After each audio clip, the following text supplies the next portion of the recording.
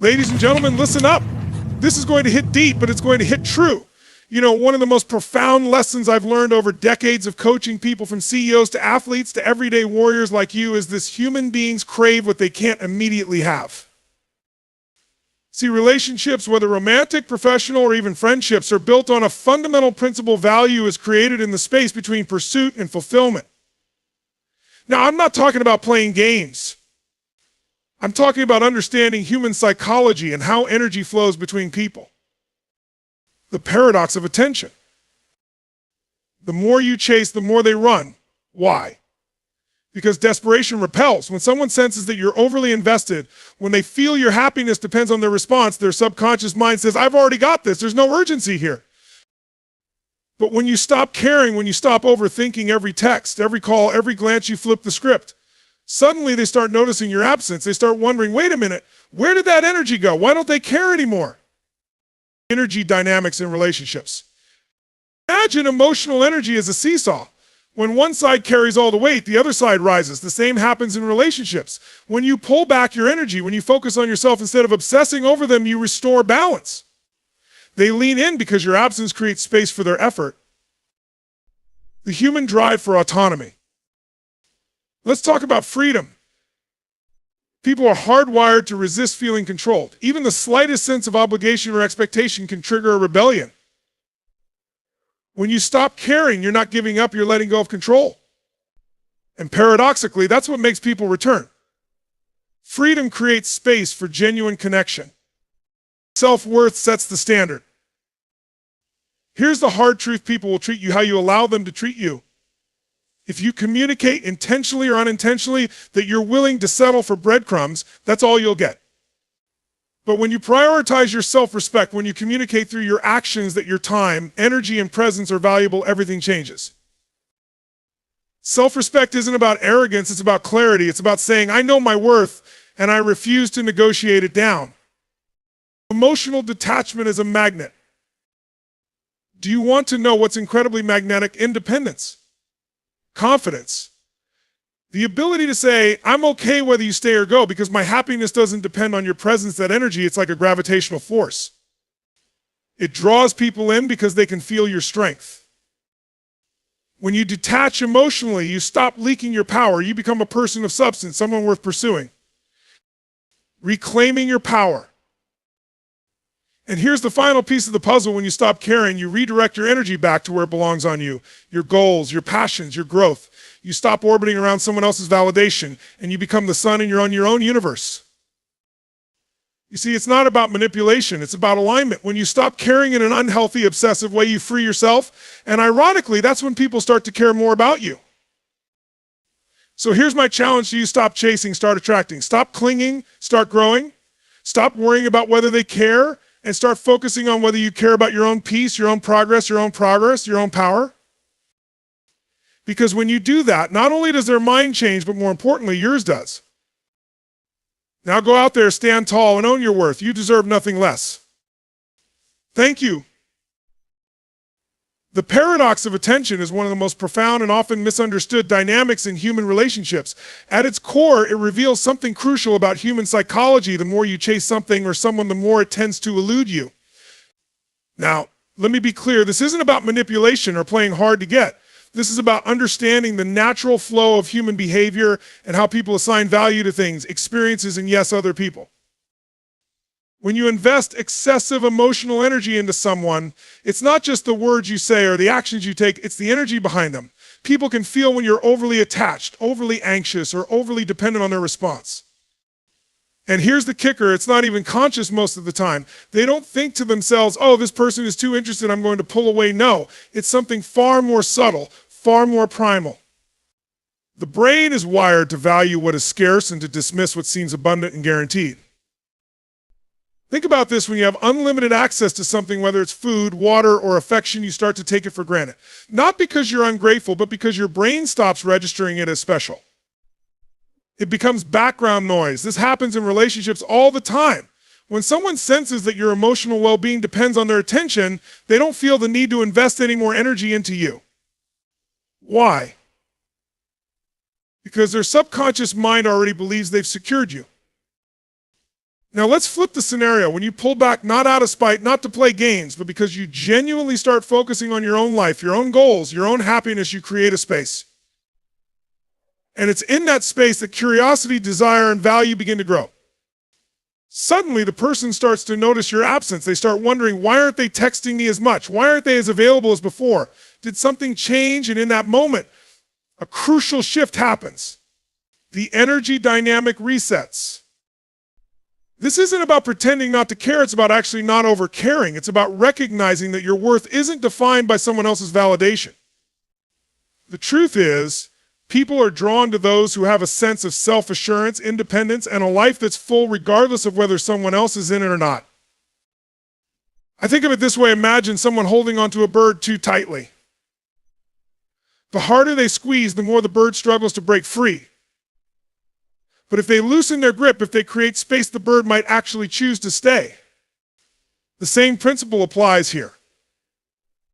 When you stop suffocating the connection with fear, anxiety, or obsession, you allow the natural flow of attraction to take its course. There's also a deeper psychological factor at play. When you overinvest in someone, when you make them the center of your emotional universe, you unintentionally send a signal, I don't believe I'm enough on my own, so I need your approval to feel whole. And here's the hard truth: people aren't attracted to neediness. They're drawn to strength. They're drawn to people who seem content, fulfilled, and purposeful, whether or not they're receiving constant validation from others. Now, this doesn't mean you should become cold, distant, or emotionally unavailable. It means you should stop making someone else the source of your emotional stability. It means you should stop running yourself ragged trying to prove your worth to someone who isn't reciprocating the same energy. The paradox of attention teaches us a powerful lesson. When you stop chasing, you give others the space to pursue. When you stop anxiously pouring your energy into someone else, you allow them to feel the weight of your absence and, more importantly, the value of your presence. This shift isn't just about them, it's about you. It's about reclaiming your power and understanding that you are worthy, whole, and valuable when else's approval. Because when you truly believe that, you naturally stop overcaring and you start attracting people who see your value without you having to prove it. So remember, this attention freely given is rarely valued. Attention earned, however, that's where real connection begins. Stop chasing, start attracting, and watch how everything changes. Energy dynamics in relationships are one of the most powerful yet overlooked aspects of human interaction. Whether it's in romantic connections, friendships, or even professional relationships, the way energy flows between two people determines the balance, the attraction, and ultimately the outcome of that relationship. Now, when I talk about energy, I'm not referring to some abstract or mystical force. I'm talking about the emotional, mental, and even physical effort you invest in someone and how that investment is perceived and reciprocated.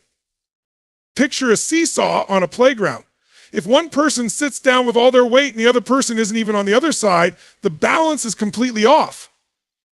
This is exactly what happens in relationships when one person is pouring in all their energy, constantly texting, calling, initiating plans, overthinking every interaction while the other person barely lifts a finger. The seesaw becomes stuck. One person is left carrying the full emotional load while the other is free to stay disengaged. And here's the interesting thing: the person sitting comfortably at the top often doesn't feel the need to put in more effort because they're already receiving all the attention without having to give anything in return.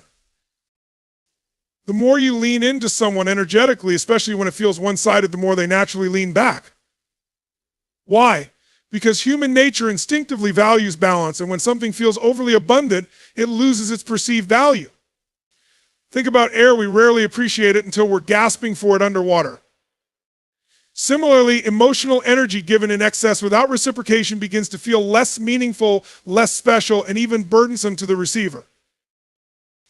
Now, here's where things start to shift. When you stop pouring all your emotional energy into someone who isn't reciprocating when you pull back, not out of spite, but out of self-respect, you create a void.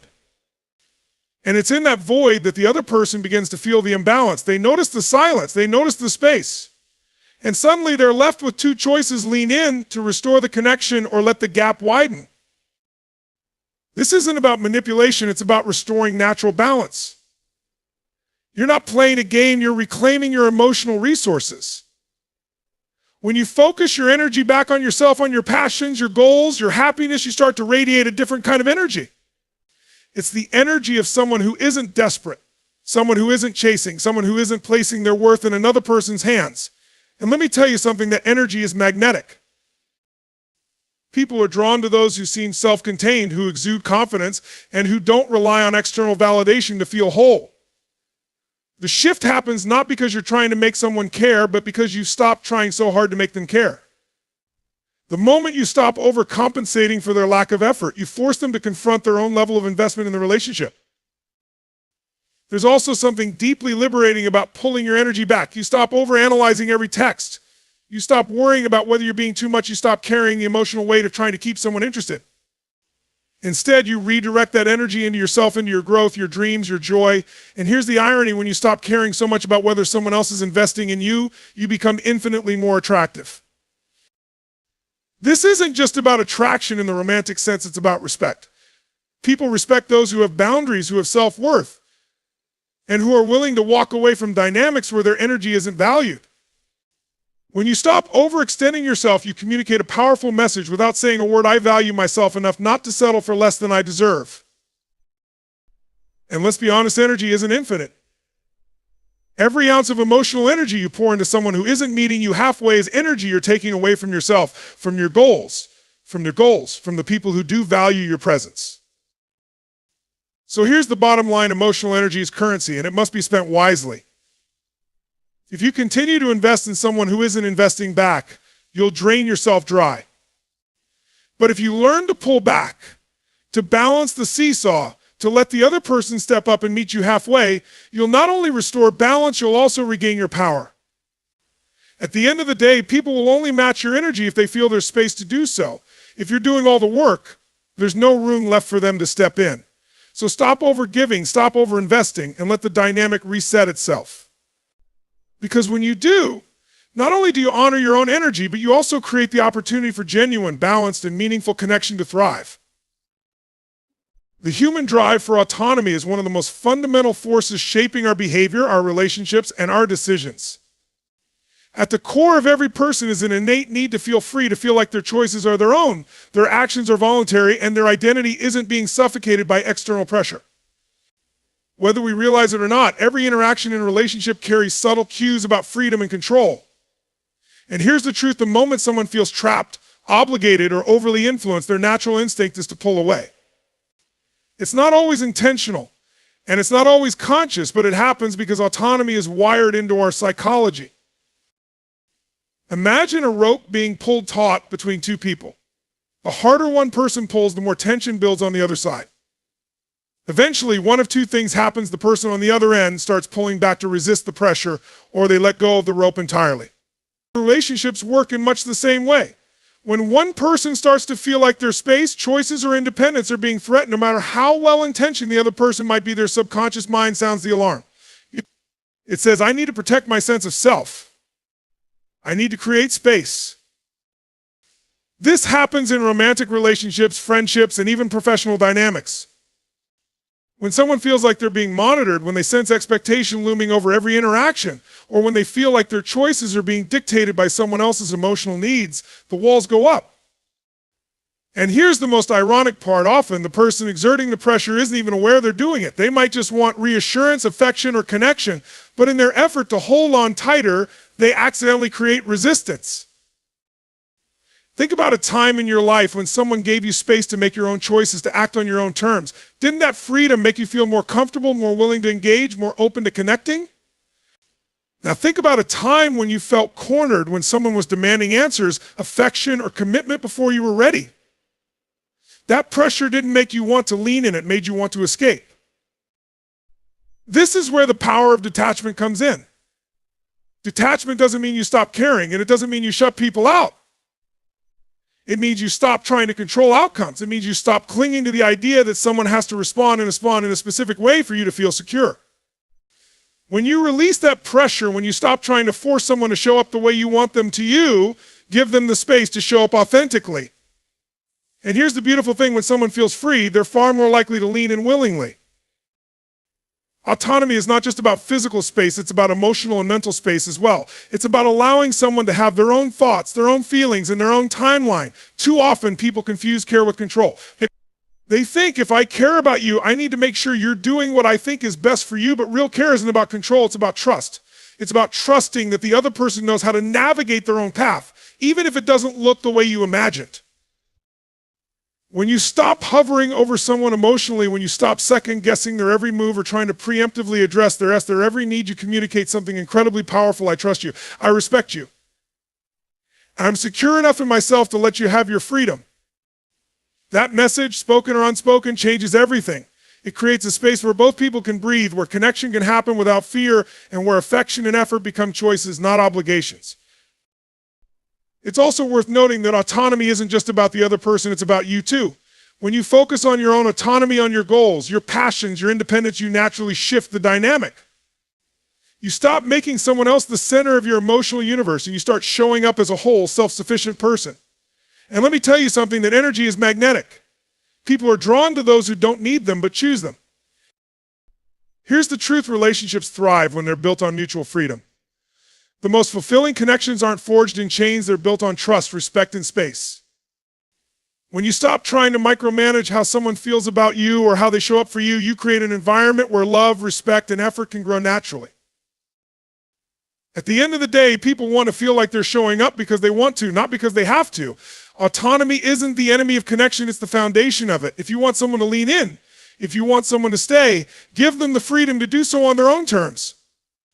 Because when people have the space to choose you freely, their commitment isn't just surface level, it's deep, it's real, and it's lasting. Self-worth is the foundation upon which every relationship, every interaction, and every outcome in your life is built. It's not just a feeling, it's a standard. It's the invisible line you draw in the sand that tells people this is how I expect to be treated. This is what I will and will not tolerate. The hard truth is that people will only treat you with as much respect, love, and care as you demonstrate you believe you deserve. And this isn't just about what you say, it's about what you allow, what you tolerate, and what you reinforce with your actions. Let me paint a picture for you.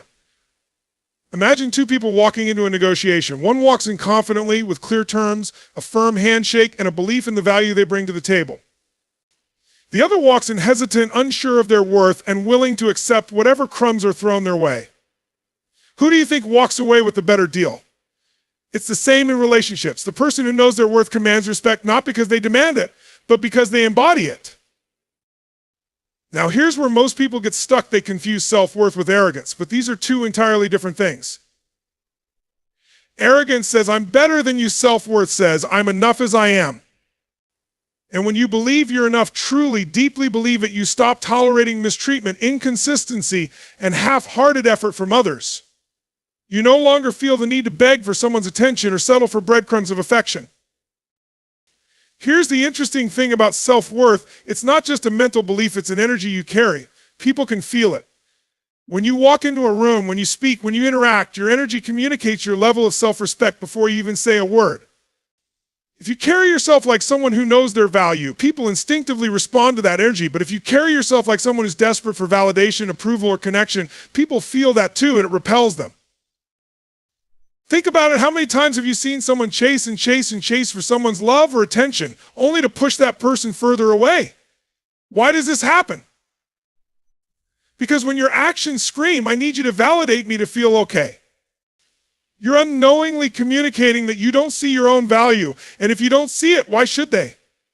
Self-worth sets the standard in every relationship dynamic. If you tolerate being spoken to disrespectfully, if you accept inconsistency as normal, or if you continually make excuses for someone's poor behavior, you're teaching them a lesson whether you realize it or not. You're teaching them that you'll accept less than what you deserve. But let me tell you something powerful. When you have a strong sense of self-worth, you naturally create boundaries, not as walls to keep people out, but as guidelines to teach people how to treat you. Boundaries aren't about punishment, they're about clarity. They're about saying, I care about myself enough not to let your behavior diminish my sense of peace, joy, or self-respect.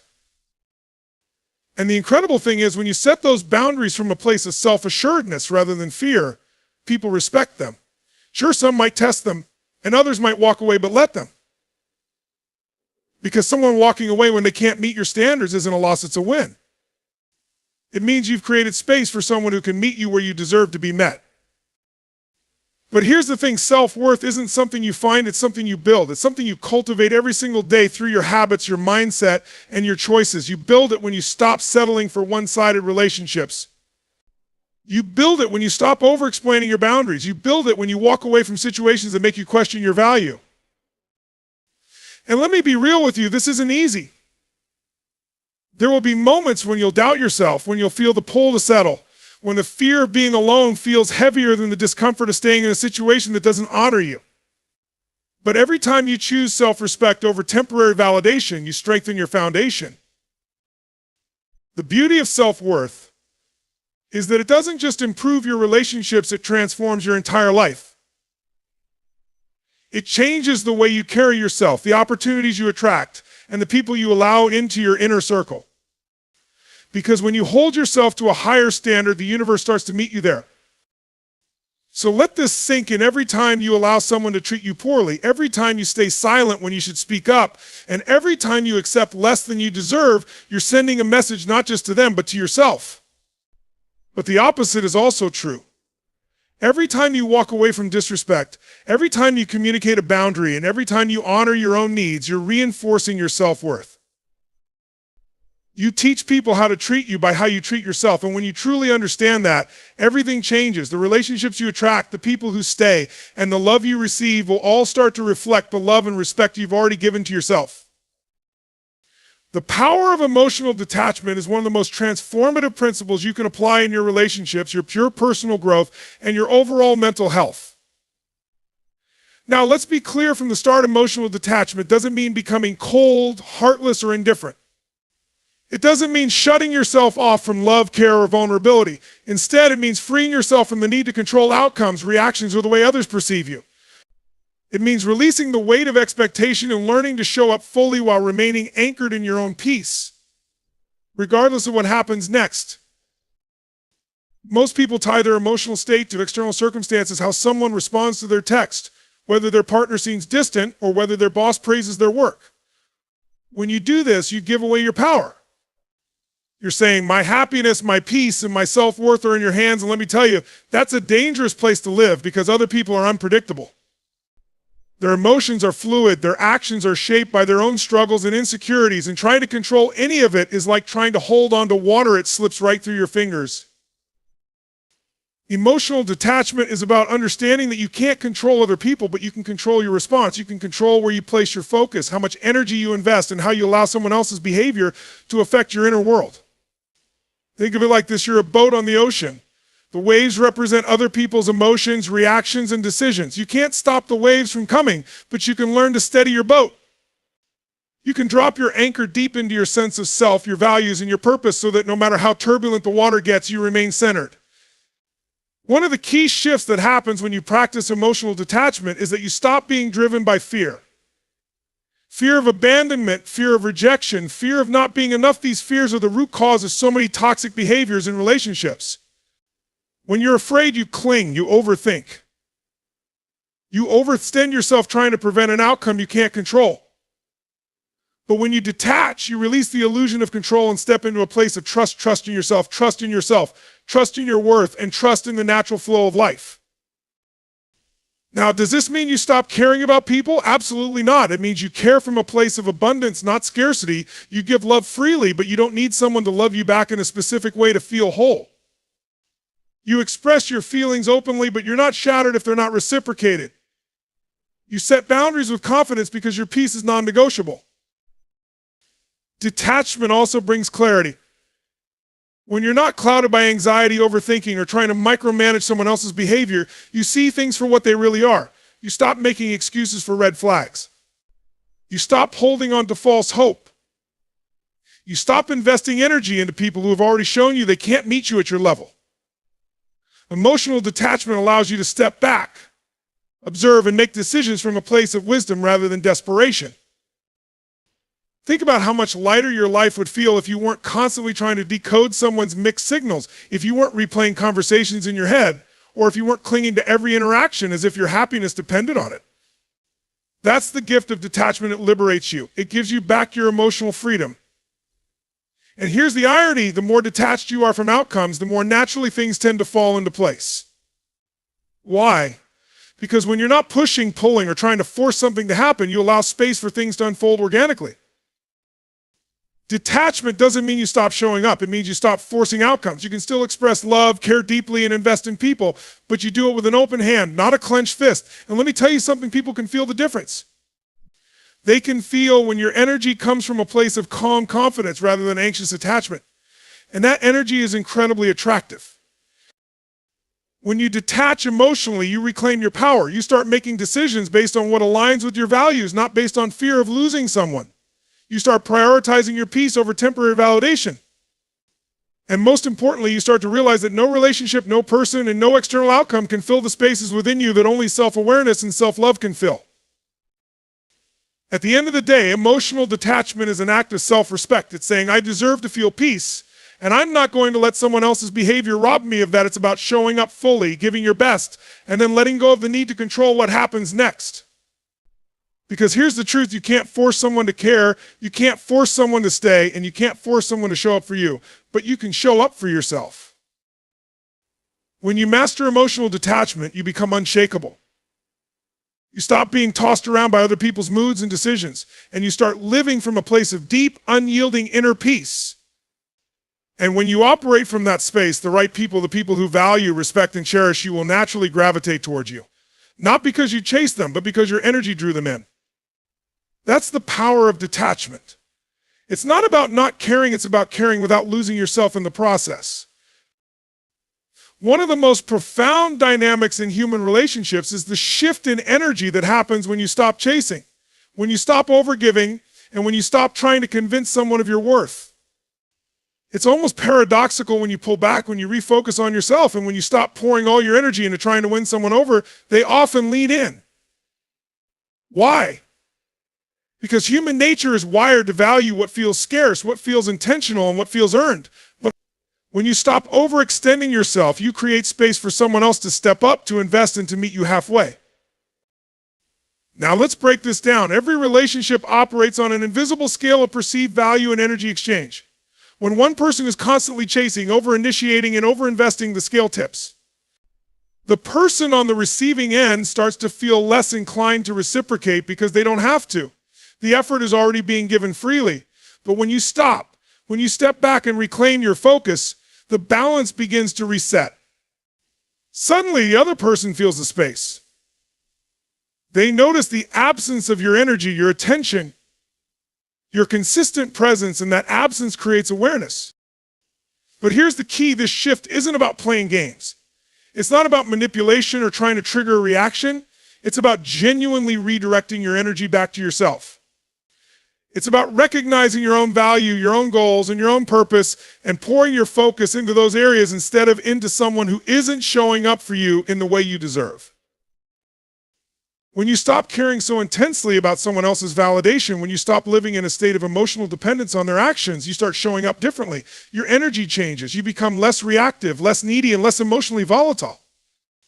And here's the truth, people are drawn to individuals who are secure, self-sufficient, and grounded in their own identity. It's magnetic. There's also a psychological principle at play here, what's often referred to as the law of scarcity. When something feels abundant, easy to access, or overly available, it naturally loses its perceived value. But when something feels rare, when it feels intentional and not guaranteed, its value skyrockets. This isn't about playing hard to get. It's about becoming genuinely content with your own life, with your own company, and with your own growth. When someone realizes that your world doesn't revolve around them, it forces them to ask themselves a powerful question. Why isn't this person chasing me anymore? Why isn't their attention fixated on me like it used to be? And that question often triggers introspection. It makes them reassess their behavior, their priorities, and whether they've taken you for granted. But the most important part of this shift isn't what happens with the other person, it's what happens within you. When you stop over-investing in someone who isn't matching your effort, you start reclaiming your time, your energy, and your emotional bandwidth. You start focusing on your goals, your passions, your health, and your peace. You become the main character in your own story again, instead of being a supporting role in someone else's.